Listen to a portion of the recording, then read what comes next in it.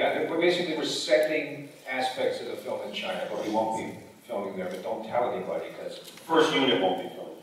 Yeah. That stays in this room. In the second row. We take it for granted, or on the ourselves left.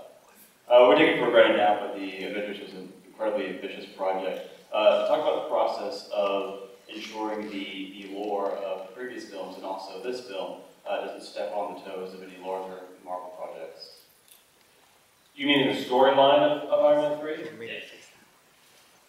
No, I mean Iron Man 3 is the beginning of the next phase, so it will set the tone in a lot of ways. So it doesn't have, you know, certainly Tony's journey and things could spin forward, but it's as self-contained a story as we've done since Iron Man 1.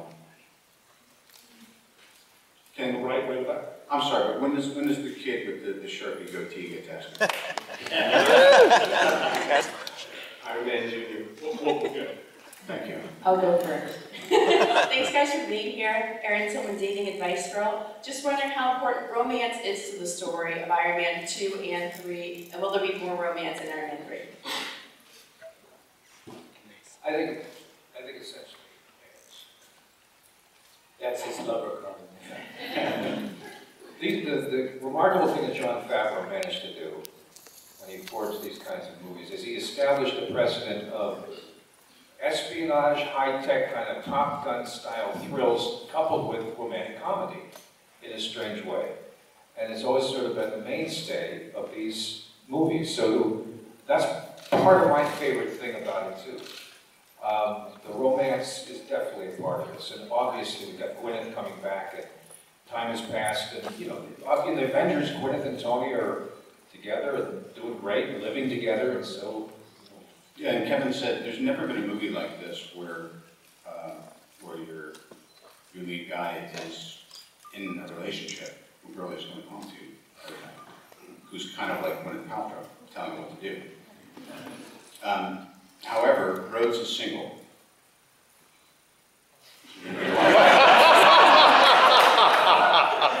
What are you going to do about that? Is this a dating service? In the front row. Right, okay. With everything coming out of Avengers and now just coming out with the Thor movie, Captain America, and of course Iron Man 3, how do you guys keep it going, keep it fresh for the audience without having to feel like, oh my gosh, I'm overloaded by all these Marvel films coming out? Well, I've been at Marvel for 12 years now, and we've had that concern going back to, when X-Men came out, and 2 years later, Spider-Man came out, and in 1 year there were 3, and the trick, the formula, if there is one, is just try to make great movies. Try to make them all great, all different, all fresh. I think what you'll see in Iron Man 3 that Shane's bringing to this is some very unique plot points and very unique directions that we're taking the character and the franchise. Same thing with Thor, same thing with Cap. As long as they all feel fresh and you don't start falling into some sort of formulaic mold, I hope. Let me just say, based on that too, that what Kevin is basically telling you is that we were allowed to take some risks, and I think that's very notable. I think it's very admirable in a superhero movie to be able to take a few risks. That's why I wanted to do this. Way in the back. My question's for Kevin, arguing with Marvel vs. Toys. Love Shane Black and work with Kiss Kiss Bang Bang, but being such a smaller film, and Iron Man and the Avengers universe in general being so expansive, what made you know he was the right choice to step in and pick up this project?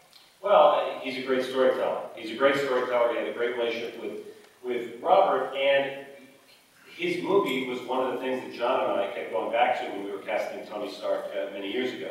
So it made a lot of sense to us, and we knew Joss hadn't done his movie as big as Avengers before we hired him to do Avengers. As Shane was already saying, we're confident in the infrastructure that we can provide filmmakers, whether they've dealt with something on the scale or not. I'll just say it, I work for DVD copies.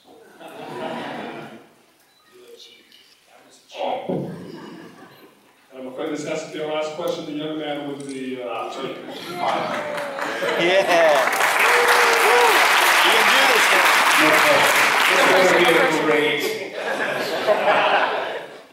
I'm Joy DeFeo. My question is for Robert. How does it feel to be a hero in all the movies?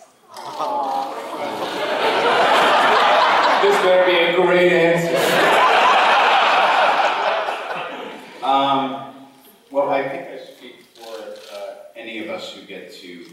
you know, lived in this world, and it was just one of these photo things, a bunch of kids, I think you participated, showed up as Iron Man. There's a couple war machines there, and there's something about it that you just go, wow, what a great opportunity. So it is a, I don't know, it's an odd thing, you know. I take it as seriously as Shakespeare. Thanks, everybody.